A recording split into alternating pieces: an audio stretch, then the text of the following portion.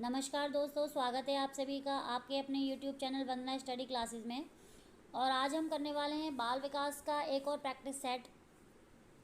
आप कोई भी टीचिंग एग्ज़ाम की तैयारी कर रहे हो, चाहे सीटेट की कर रहे हो या यूपी टेट की कर रहे हो या फिर राजस्थान के आने वाले मेन टीचिंग एग्ज़ाम की कर रहे हो या कोई अदर टीचिंग एग्ज़ाम की, तो ये वीडियो इसमें बहुत आपके लिए इम्पॉर्टेंट रहने वाली है, क्योंकि आज की वीडियो में जो क्वेश्चंस का लेवल है वो बहुत अच्छा हुआ है। काफ़ी अच्छे क्वेश्चंस लिए गए हैं और नए नए क्वेश्चंस हैं। तो चलिए स्टार्ट करते हैं।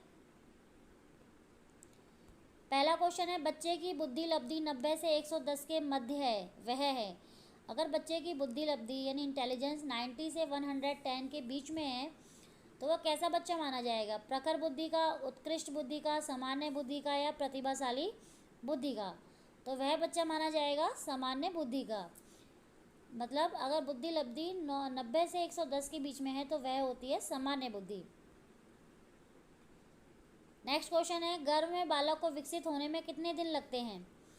गर्भ में बालक को विकसित होने में कितना दिन लगते हैं? 280 दिन, 270 दिन, 350 दिन या 300 दिन? तो गर्भ में बालक को विकसित होने में लगते हैं 280 दिन। ध्यान रखिएगा, इंपॉर्टेंट है ये। नेक्स्ट है, मानव जीवन की मनोभौतिक एकता क्या कहलाती है? मानव जीवन की मनोभौतिक एकता क्या कहलाती है? शरीर तथा हृदय का विकास, शरीर तथा हड्डियों का विकास, मन तथा शरीर का विकास, आत्मा तथा मांसपेशियों का विकास। मनोभौतिक का मतलब ही पढ़ के समझ में आ जाता है कि मनो माने मन और भौतिक माने शारीरिक। तो इसका जो सही आंसर हो जाएगा वो हो जाएगा मन तथा शरीर का विकास। विकास व्यक्ति में नवीन विशेषताएं एवं नवीन योग्यताएं प्रस्फुटित करता है, यह कथन किसका है? विकास व्यक्ति में नवीन विशेषताएं और नवीन योग्यताएं प्रस्फुटित करता है, यह परिभाषा है। तो यह परिभाषा किसने दी है? हरलॉक ने, मुनरो ने, जेम्स ड्राइवर ने, मैकडूगल ने। तो ये जो परिभाषा है काफ़ी इंपॉर्टेंट है। इसमें ध्यान रखिएगा, जहाँ भी नवीन नवीन दो बार आ जाए तो मतलब यह परिभाषा दी है हरलॉक ने, उसको लॉक कर दीजिए। तो यह हरलॉक ने। निम्न में से किशोर अवस्था की मुख्य समस्या क्या है?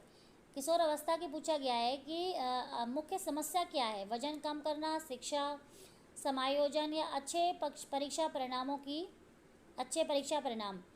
तो देखिए, इसमें अगर देखा जाए तो ये सभी किशोर अवस्था की समस्याएं हैं, लेकिन इसमें पूछा गया है कि मुख्य क्या है। तो मुख्य जो किशोरों में समस्या है आज के समय में, वो आप अपने आसपास देखेंगे तो वो है समायोजन की अवस्था। जैसे ही बालक आज के समय में किशोर अवस्था में मतलब किशोर अवस्था की आयु तक पहुंचता है, उसके लिए दूसरों के साथ एडजस्ट करना थोड़ा मुश्किल हो जाता है, चाहे वो अपने घर में ही हो, उसकी सोसाइटी में हो, स्कूल हो, कॉलेज हो। तो किशोर अवस्था की मुख्य समस्या मानी जाती है समायोजन। नेक्स्ट क्वेश्चन है, नैतिक तर्क की अवस्थाओं का सिद्धांत किसने दिया है? नैतिक तर्क की अवस्थाओं का सिद्धांत किसने दिया है?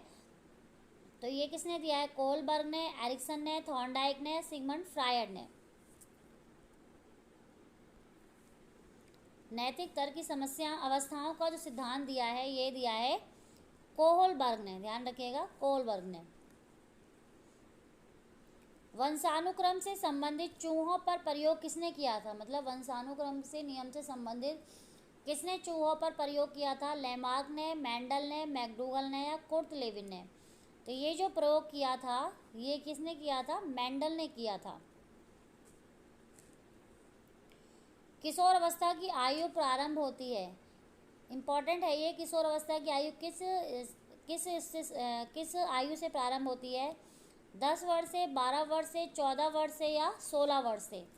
तो किशोर अवस्था की आयु शुरू होती है, वो होती है 12 वर्ष से।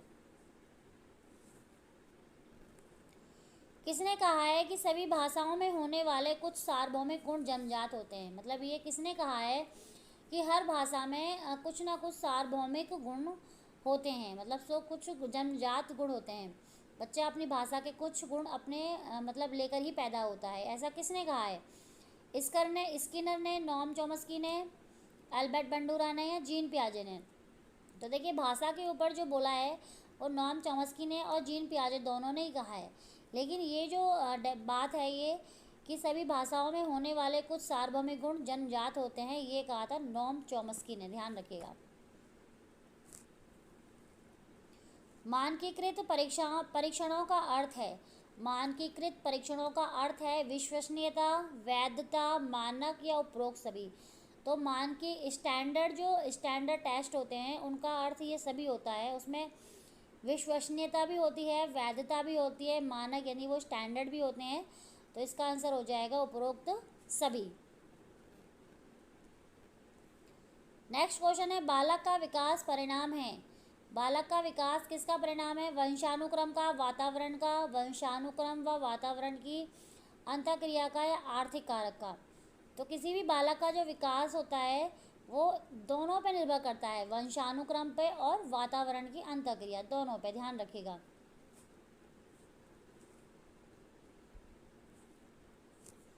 शरीर के आकार में वृद्धि होती है क्योंकि अगर किसी का शरीर जैसे किसी बालक का या किसी का भी शरीर अगर बढ़ रहा है तो उसमें वृद्धि का कारण क्या है? संज्ञानात्मक विकास होगा, संवेगात्मक विकास होगा, गत्यात्मक विकास होगा या नैतिक विकास होगा।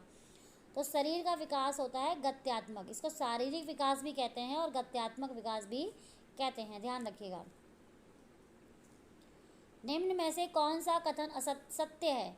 ये आपके सामने 4 स्टेटमेंट दी गई हैं, आपको पढ़ के बताना है कि कौन सा सत्य है।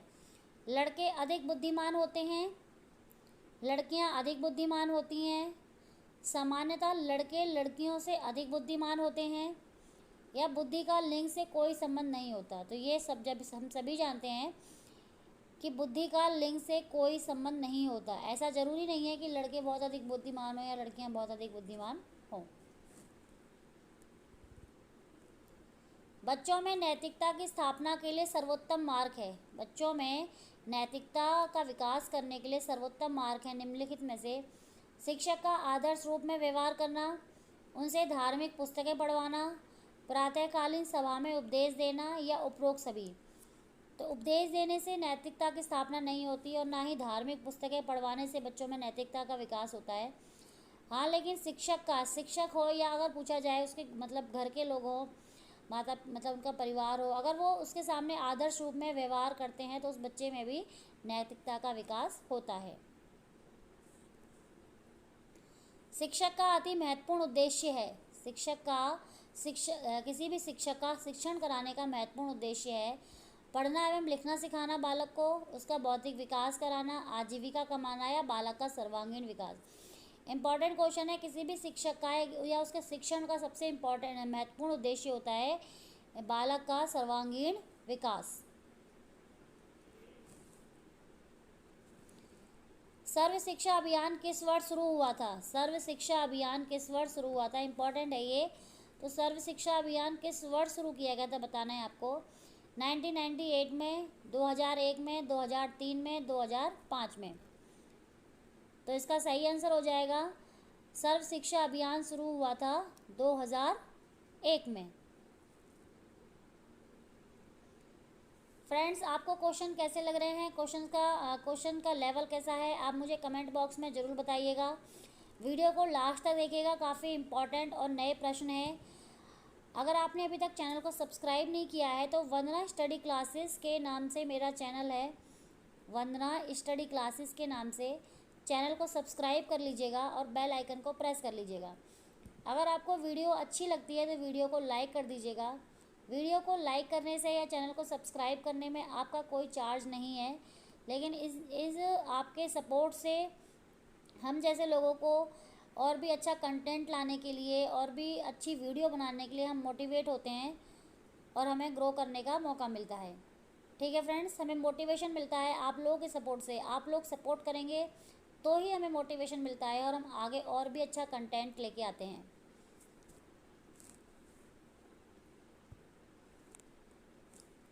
सेवेंटी नंबर का क्वेश्चन है, स्फूर्ति अवस्था कहा जाता है। स्फूर्ति की अवस्था किसे कहा जाता है? शैशवावस्था को, बाल्यावस्था को, किशोरावस्था को या प्रौढ़ावस्था को। तो ये कहा जाता है स्फूर्ति जो होती है जिस अवस्था में वो होती है बाल्यावस्था, ध्यान रखिएगा। मानव विकास के संबंध में कौन सा कथन गलत है? गलत बताना है। विकास रेखीय होता है, विकास सामान्य से विशिष्ट की ओर होता है, विकास निरंतर होने वाली प्रक्रिया है और विकास पूर्वानुमेय होता है। तो देखिए, विकास सामान्य से विशिष्ट होता है, ये भी सही है। विकास निरंतर होता है, ये भी सही है। और विकास पूर्वानुमेय होता है, मतलब विकास को पहले अनुमानित किया जा सकता है। लेकिन विकास रेखीय होता है या एक गति में होता है, ये गलत है। तो इसका जो सही आंसर हो जाएगा वो यही हो जाएगा, विकास रेखीय होता है। शारीरिक विकास का क्षेत्र है स्नायुमंडल, एंडोक्राइन ग्लैंड्स, मांसपेशियों में वृद्धि या उपरोक्त सभी। तो शारीरिक विकास जो होता है इन तीनों में होता है, इसलिए इसका आंसर हो जाएगा उपरोक्त सभी। निम्न में से कौन सा वंशानुक्रम का नियम नहीं है? इसमें पूछा है वंशानुक्रम का नियम नहीं है। भिन्नता का नियम, समानता का नियम, प्रत्यागमन का या अभिप्रेरणा का। तो देखिए, ये तीनों नियम होते हैं।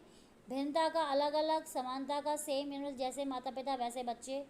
और प्रत्यागमन मतलब थोड़े बच्चे माता पिता से मतलब माता पिता फैमिली से मिलते हुए थोड़े अलग, ये तीनों होते हैं। लेकिन अभिप्रेरणा वंशानुक्रम का नियम नहीं है। तो इसका सही आंसर हो जाएगा डी।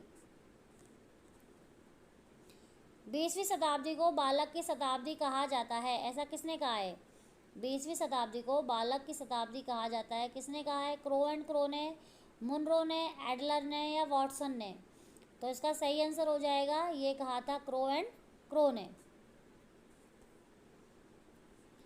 किस अवस्था को मिथ्या परिपक्वता का समय भी कहा जाता है? मिथ्या परिपक्वता का समय, बाल्यावस्था को मिथ्या परिपक्वता का काल कहा जाता है।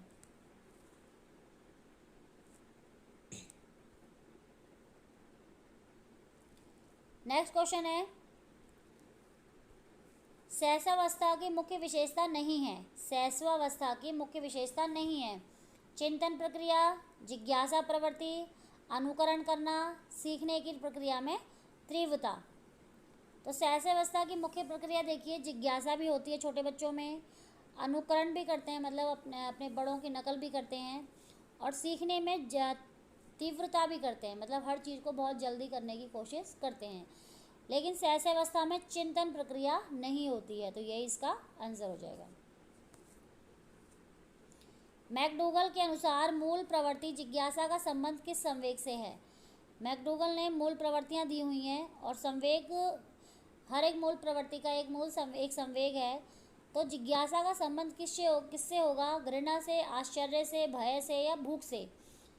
तो जिज्ञासा का संबंध है आश्चर्य से, ध्यान रखिएगा।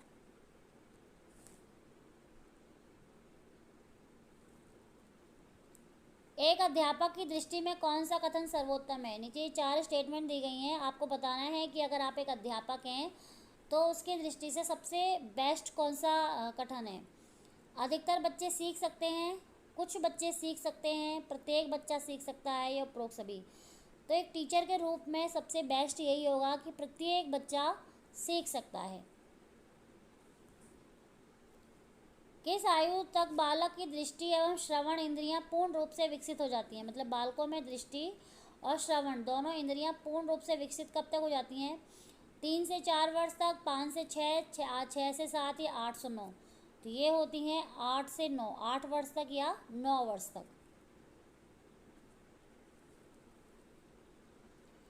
ब्रिजेज के अनुसार उत्तेजना एक भाग है। उत्तेजना किसका भाग है? सामाजिक विकास का, मानसिक विकास का, संवेगात्मक विकास का या शारीरिक विकास का?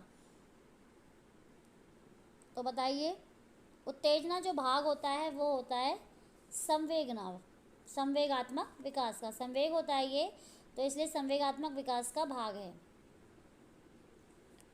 बुद्धि परीक्षण के जन्मदाता हैं। बुद्धि परीक्षण के जन्मदाता कौन है? अल्फ्रेड बिने है, गार्डनर है, स्टर्न है या गार्टन है?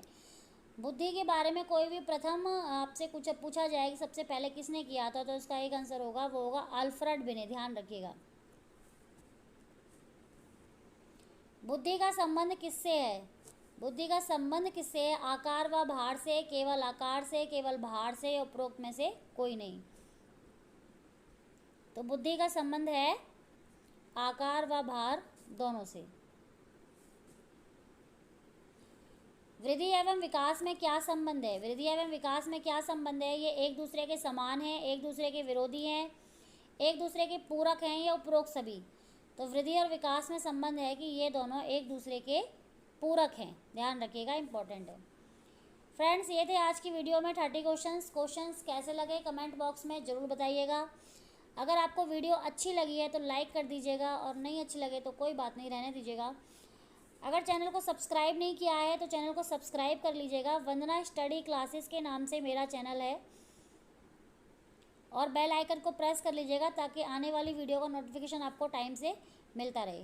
ठीक है फ्रेंड्स, आज की वीडियो में इतना ही। Thank you, take care, bye bye.